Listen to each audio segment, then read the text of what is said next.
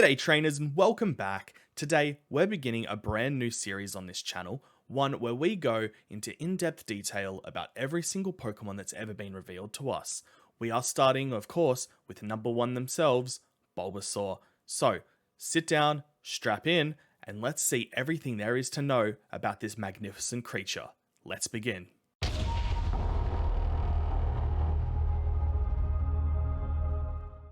Bulbasaur, the seed Pokemon. For many of us aspiring Pokemon masters, was the first step into this giant world and the ever-evolving journey that goes along with it. He is part of the single most important question that we were asked when we were children. Are you a boy or a girl? No, of course. I mean, the question that has since shaped all of our lives as we've grown into adults, and that is, which Pokemon will you choose? The impact that this little frog plant has had on our lives is immeasurable, whether we recognize it or not. Alongside Squirtle and Charmander, Bulbasaur is one of the 3 beginner Pokemon offered to new trainers of the Kanto region. These new Pokemon are raised by Professor Samuel Oak at his laboratory in Pallet Town and are trained to a basic level of 5. However, this training is much less physical and mostly behavioral. Starter Pokemon are bred and raised to be easier for novice and inexperienced trainers. Many would argue, and I would have to agree, that Bulbasaur is the easiest of the 3 to train.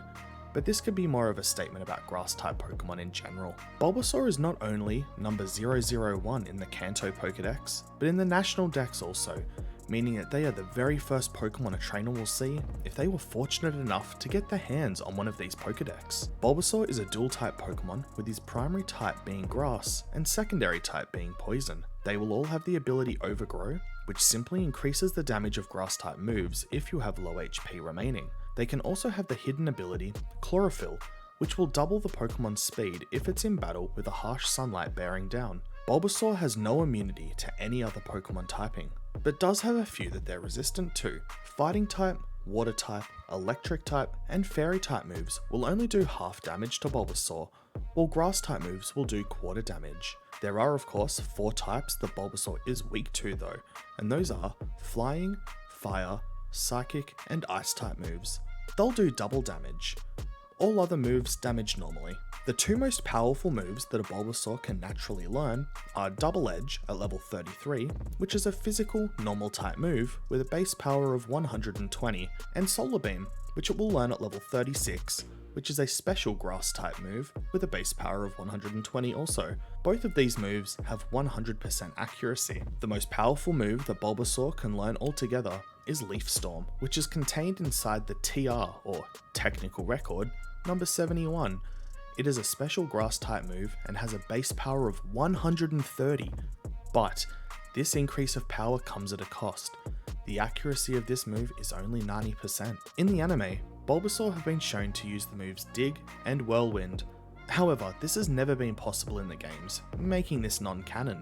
If you're lucky enough to encounter this Pokemon, either in the wild or as a starter partner, then there is an 87.5% chance that it will be a male, and only a 12.5% chance that it will be female. In this Pokemon, it seems that the male genes are more prevalent, which causes female members of the species to be much rarer and more sought after. Being somewhat rarer Pokemon, they can also be somewhat difficult to catch. They have got a base catch rate of 11.9%, meaning that if you were to throw a plain old Pokeball at one, you would have an 89.1% chance of it breaking out. When it comes to training, Bulbasaur are relatively slow levelers, which means you will need to invest more time in training and battling with your new partner.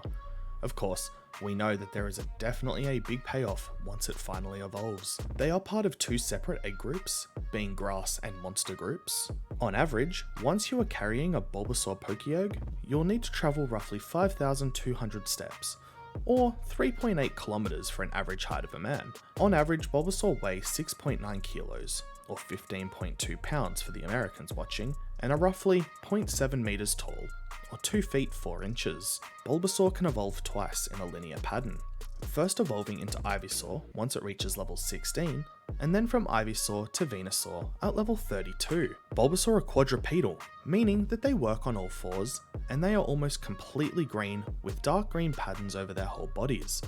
Bulbasaur have a large green bulb on their back, which grows from birth and gets larger the more powerful they become. All Bulbasaur seem to have red eyes, and when they open their mouth, there are two white fang-like teeth, one on each side of its mouth.